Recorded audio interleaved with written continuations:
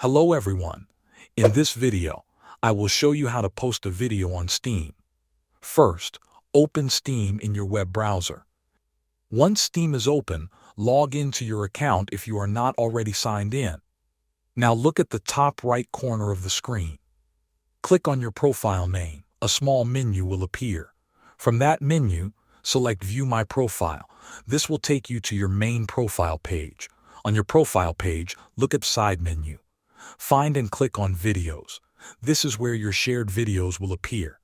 If you have never posted a video before, this section may be empty. To post a video, you must link your YouTube account. Make sure you already have at least one video uploaded to your YouTube channel before you continue. Click on Link YouTube account. After that, select Access YouTube. You will be asked to log in to your YouTube account. Enter your Google account details and allow Steam to connect to your YouTube channel.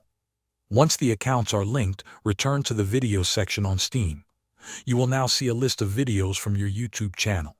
Select the video you want to post. You may be asked to choose the game related to the video. Select the correct game to make sure it appears in the right community hub.